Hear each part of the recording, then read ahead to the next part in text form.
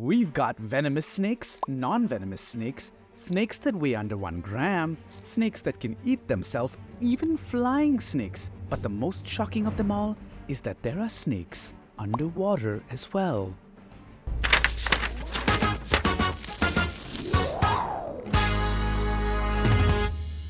Prepare to have nightmares and hissing sounds tonight because we're celebrating National Sea Serpent Day this August 7th. Today, I'm going to be taking you through the most engrossing and dramatic stories about the mythical sea serpent and discovering whether the sea serpent is a real monster hiding in the oceans or simply just a myth. Trust me, you're going to love what I have in store for you today. So make sure you smash that like button. I'm serious, it helps support the channel.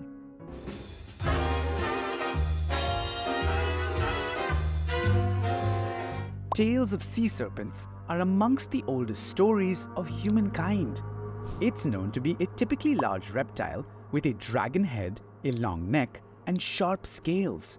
In almost every story about them, they are seen as malevolent, terrible, and destructive creatures. Sure, we may have the How to Train Your Dragon movies that try to tell us that dragons can be friendly, but our ancestors didn't seem to think so.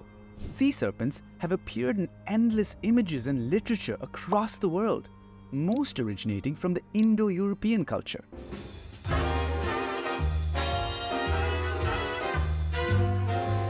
Let's talk about the story of the sea serpent in the Old Testament. Leviathan is the sea serpent referenced in several books of the Hebrew Bible, including the Psalms. It is supposed to represent an embodiment of chaos and threat. Its enormous size has been estimated by what a leading rabbi said to have seen written on Leviathan's horns. It said, "I'm one of the meanest creatures that inhabit the sea. I am 300 miles in length." And dude, if humans have only discovered 5% of the ocean, who's to say that this 300-mile creature doesn't exist? Wait, you're already freaking out? Wait till you hear this next part. When the Leviathan is hungry, he is supposed to send so much heat from his mouth that all the water starts boiling, and he could eat it all up. Not just this, but it's also believed that if he were to put his head into paradise, no creature would survive, just because of the smell that he emits. Okay, but this isn't even as dramatic as the sea serpent story from Greek mythology. Let's get right into it.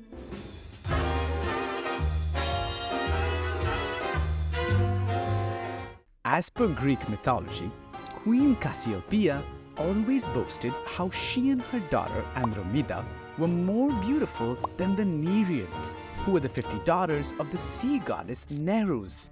And this angered Poseidon, the protector of the sea. So what did Poseidon do? What do gods do when they are mad? Start a war? Turn into a monster? Or worse, release one? Poseidon sent the sea monster Cetus to attack Queen Cassiopeia's empire, which was Ethiopia. The queen wanted to save herself, and her husband, King Cephus, wanted to save the empire. So they were asked to sacrifice their daughter Andromeda to the sea serpent to protect themselves. And guess what? They did. They tied Andromeda to a rock near the ocean and left her for Cetus the sea serpent to devour her. But luckily, Perseus, the legendary founder of the Perseid Empire, rescued Andromeda by slaying the sea monster. Of course, there are more versions of the story, such as one that mentions Heracles that slayed Cetus to save Hesiod. While the versions across cultures are countless, the real question here is, are sea serpents real?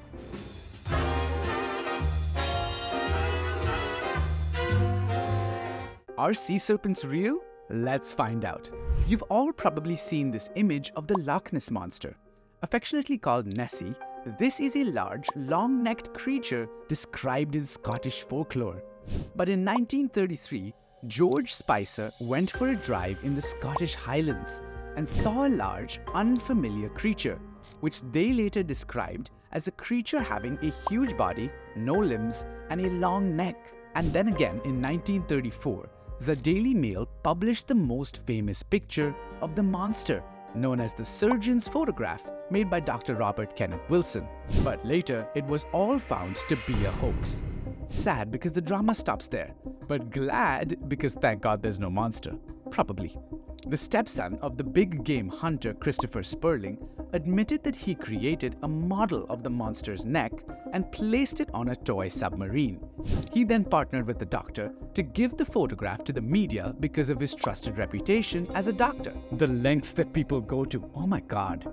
Speaking of lengths, I am glad a 300-mile sea serpent is probably not something I should be worried about. But also, while we're on the topic of size, did you hear about the watermelon that weighed 350 pounds? If not, then check out this next video on the biggest watermelon ever grown. I promise you'll love it. That's all for now, folks. Make sure you're subscribed to Behind the Date to keep discovering the mind-blowing stories behind each special day. I'm off to enjoy some cold watermelon on this hot summer day.